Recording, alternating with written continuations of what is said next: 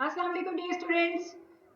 आज हम 7.3 आर्टिकल का नेक्स्ट पार्ट करने जा रहे हैं और अभी तक हमने जो कुछ सीखा है इसमें dot product of two vectors उसकी एप्लीकेशंस करेंगे और उसके लिए हम एक्सरसाइज के क्वेश्चंस करते हैं। So first question of exercise 7.3, find the cosine of the angle between u and v।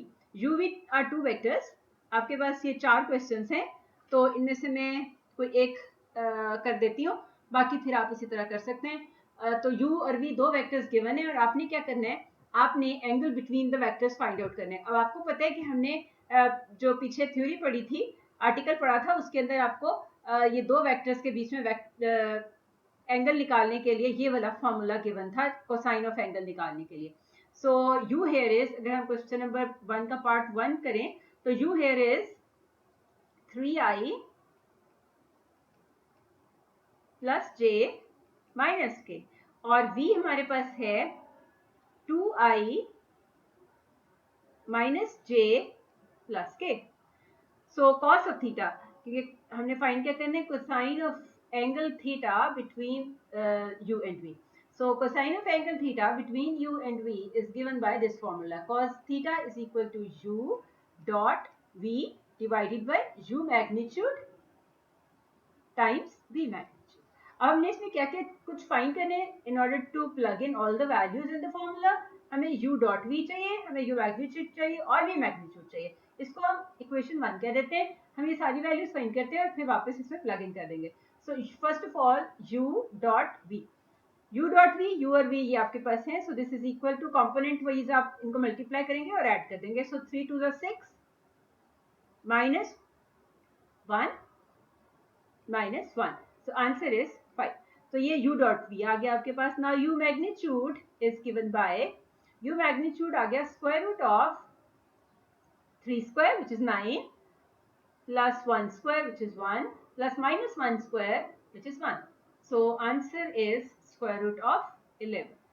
So v magnitude is given by square root of 2 square which is 4 plus minus 1 square which is 1, 1 square which is 1. So ये हमारे पास आ गया जी square root of 6। चलिए अब values plug in करते हैं। So 1 becomes cosine of angle between the vectors which is cosine theta. So this is equal to u dot v is 5 divided by square root of 11 square root of 6, and this is equal to 5 divided by square root of 66। और यहाँ पर u dot v find करने में 6 minus 1 is in fact 4, और यहाँ पर भी हमारे पास क्या आ जाएगा 4। So we have cosine theta is equal to 4 over square root of 66। अब हम देखते हैं कि हमारे पास थीटा की वैल्यू क्या आती है, और ये वैल्यू आती है हमारे पास 0.4923। तो ये आ गया cosine of angle between the vectors u and v. Now next question. Calculate the projection of A along B and projection of B along A when A and B are given by these vectors. इसमें भी हमारे पास दो parts हैं, तो इनमें से एक part करते हैं। इसमें आपको पार्ट नंबर 2 कर देती हूँ। So first of all projection of a vector along another vector, हमारे पास फॉर्मूला ये है जो कि हमने पढ़ा था पहले। So projection of u along vector v is equal to u dot v divide by v magnitude. तो इसका मतलब ये हमने ये दो निकाली, projection of a along b और दूसरी प्रोजेक्शन हमने projection of b along a, दोनों फाइंड आउट करनी है। सो बारी बारी हम इस फॉर्मूले को मॉडिफाई करते हैं और ये वैल्यूज फाइंड आउट करने की कोशिश करते हैं। So first of all projection of a vector along b vector is given by जी, क्या हो जाएगी a डॉट b divided by b magnitude. So this is equal to a और b आपको गिवन है। तो इधर से हम ए और बी, ए डॉट बी की वैल्यू फाइंड करते हैं. So a dot b is 3 minus 2, that is -6, plus 1 minus 1, that is -1, minus 1 plus 1, that is -1, divided by b magnitude. b magnitude का मतलब ये है कि हमने इस वेक्टर का मैग्नीट्यूड लेना है. सो वो क्या हो जाएगा, square root of -2 square is 4, -1 square is 1, and 1 square is 1. So this is going to be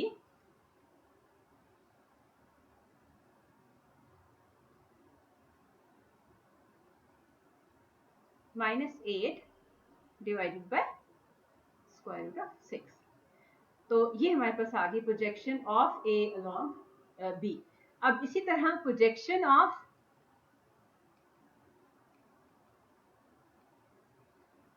B along a, उसके लिए क्या करना होगा.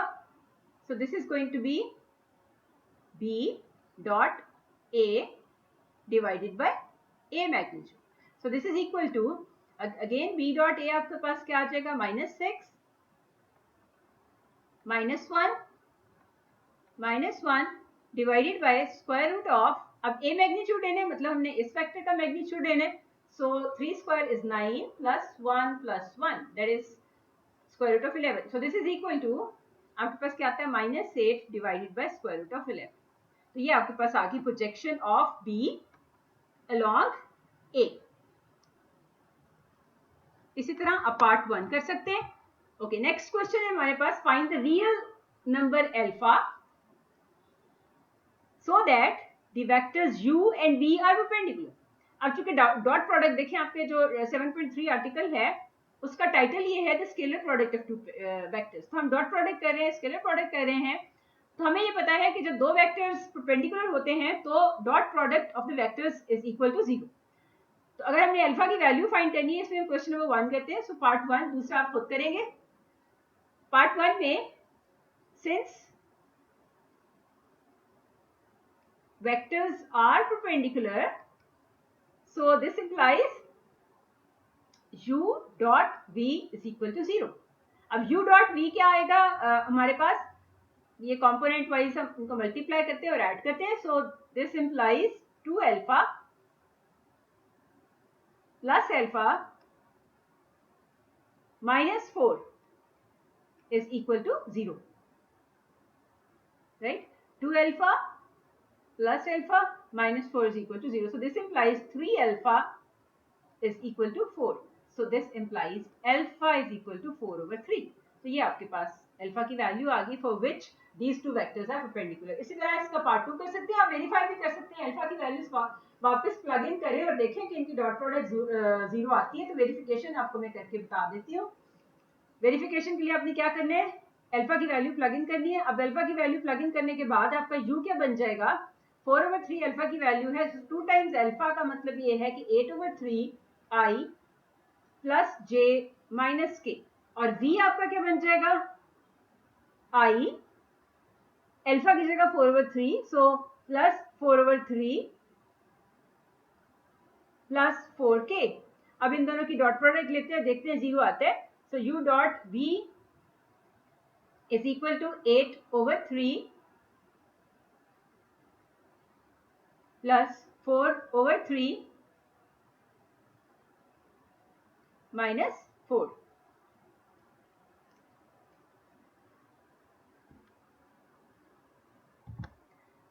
अब इसको सिंप्लीफाई करें तो हमारे पास आता है 12 over 3 minus 4. So this is 4 minus 4 and answer is 0. So इसका मतलब ये हुआ कि हमने अल्फा की सही वैल्यू फाइंड की है for which these two vectors are perpendicular. जी नेक्स्ट क्वेश्चन देखते हैं. नेक्स्ट क्वेश्चन हमारे पास है कि find the number z so that the triangle with vertices a b c is right triangle with right angle at c. पहले हम बना लेते हैं जो रिक्वायर्ड ट्राइंगल है. ये हमारे पास राइट एंगल ट्राइंगल है और इसमें ये कहा हुआ है कि ये हमारा सी जो है वो वर्टेक्स है जहां पर राइट एंगल बन रहा है. इसको हम पहले लेबल कर लेते हैं. सो दिस इज 0 to z और a हमारा है plus. plus 1 minus 1 0 and b minus 2 2 और 1। अब अगली बात हमें ये बताई हुई है कि z की वो वाली वैल्यू हमने फाइंड करनी है जिसके लिए हमारे पास ये जो एंगल है ये राइट एंगल है और हमारे पास ये ट्राइंगल एबीसी बन रही है।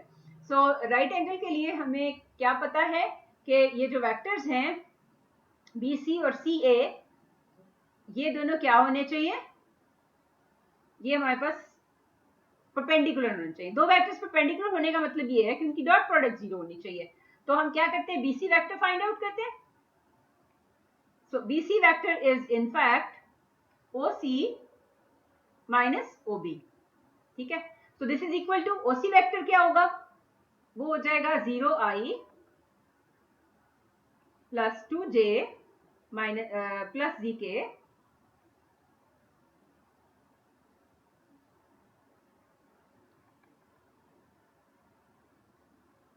माइनस ओबी क्या हो जाएगा minus 2i plus 2j plus k and this is equal two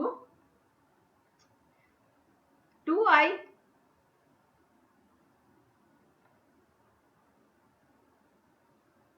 plus 2j और माइनस 2j 0 हो गया, plus 2k minus k, sorry zk minus k, so plus z minus 1k, ये आपके पास आ गया जी BC vector. Now what is a c a vector, अब c a vector find out करते हैं। सो सी ए वेक्टर क्या होगा, ओ ए माइनस ओ सी। सो ओ ए वेक्टर क्या होगा, ओ ए वेक्टर हमारा होगा आई माइनस जे प्लस 0 के तो मैं नहीं लिख रही, माइनस ओ सी वेक्टर हमारा होगा 0i है तो this time I am not writing this, so 2j plus zk, okay, so this is equal to I minus j minus 2j, so minus 3j and minus zk। अब ये vector और ये vector perpendicular हैं, that is b c vector is perpendicular to c a vector, तो इसका मतलब इनकी dot product 0 होगी। So b c vector dot c a vector is equal to 0 and this implies, अब हम इनके डॉट प्रोडक्ट ले लेते हैं, this implies 2 इधर 0 है, सो ये तो गया, अब आपके पास k, सो ये minus z times z minus 1 equal to 0, ये आ गया, ठीक है। सो दिस गिव्स अस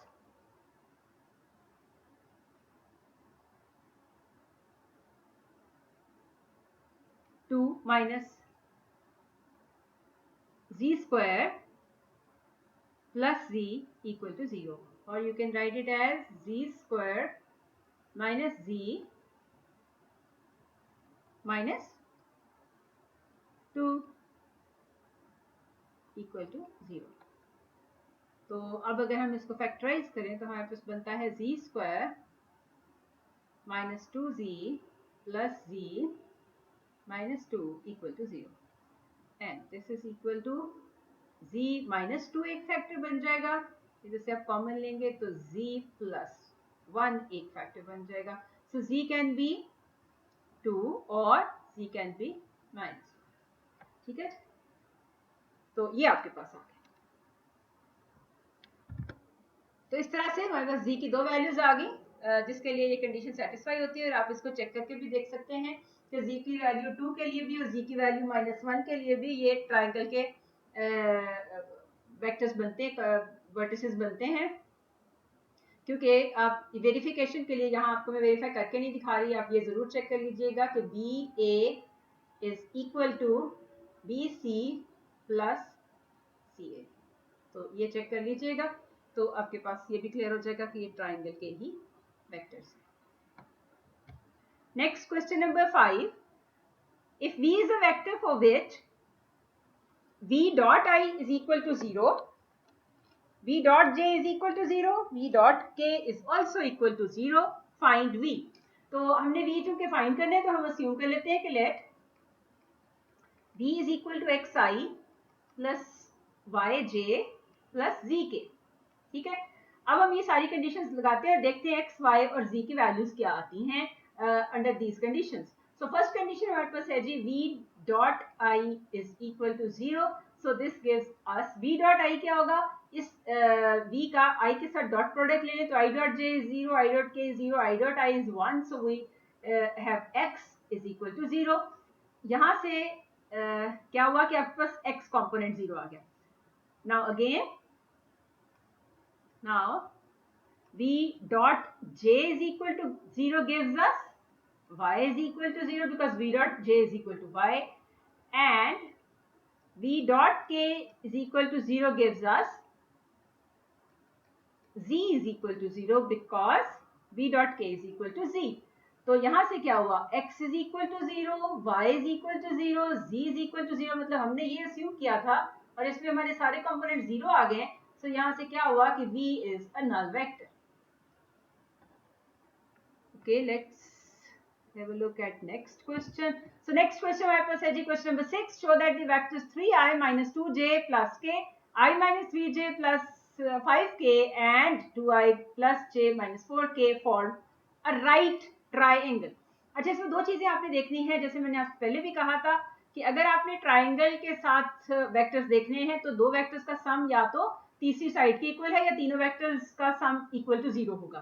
तो ये जरूरी है चेक करना। तो यहाँ से आप देख सकते हैं, सबसे पहले मैं पार्ट 1 करती हूँ, पार्ट 2 आप खुद ट्राई कीजिएगा। पार्ट 1 में है कि 3i minus 2j, यहाँ से अगर आप ये वाला वेक्टर और ये वाला वेक्टर इन दोनों को ऐड करें तो आपके पास ये थर्ड वेक्टर आ रहा है। सो 2 plus 1 is 3, 1 minus 3 is minus 2, minus 4 plus 5 is plus 1।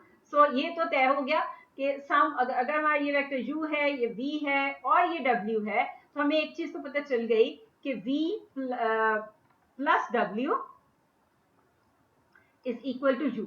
एक बात ये पता चल गई, इसका मतलब ये हुआ कि ये ट्राइंगल की साइड्स के साथ एसोसिएटेड वेक्टर्स हैं। अब दूसरी बात हमें ये पता चलानी है कि कौन से दो वेक्टर्स ऐसे हैं जिनकी डॉट प्रोडक्ट, क्योंकि राइट एंगल ट्राइंगल हमारे पास होगी तो उसमें कोई से दो वेक्टर्स जो हैं उनकी डॉट प्रोडक्ट 0 होगी क्योंकि उसकी दो साइड्स जो है परपेंडिकुलर होंगी। तो ये फिगर आउट करते हैं कि कौन सी दो साइड्स जो हैं वो परपेंडिकुलर हैं। तो ये देखने के लिए अगर आप देखें कि u डॉट v तो वो 0 नहीं आ रहा, राइट। अब हम देखते हैं u डॉट w, तो वो चेक करते हैं, आप खुद देख लीजिएगा, u डॉट v तो 0 नहीं आ रहा, u डॉट w चेक करते हैं। u डॉट w का मतलब ये है कि 3 2 6 माइनस 2 और minus 4, right. So this is equal to 0। तो u डॉट w 0 आ गया। इसका मतलब ये वाला वेक्टर और ये वाला वेक्टर ये दोनों परपेंडिकुलर हैं। इसके अलावा हमारे पास v प्लस w यानी इन दो वेक्टर्स का सम तीसरा वेक्टर आ रहा है, तो ये ट्राइंगल को भी रिप्रेजेंट कर रहे हैं। दो वेक्टर्स जो है वो परपेंडिकुलर भी हैं, तो इसका मतलब ये हुआ कि ये आपकी क्या हो गई है, राइट एंगल ट्राइंगल को रिप्रेजेंट कर रहे हैं ये vectors, right. So this angle is right angle और u डॉट v w, ठीक है। सो u w और v ये हमारे पास आ गया। u डॉट w जो है वो 0 के इक्वल है। अब अगली बात ये है कि v और w का सम जो है वो u है। सो ये आपकी right angle triangle. So that's all for today.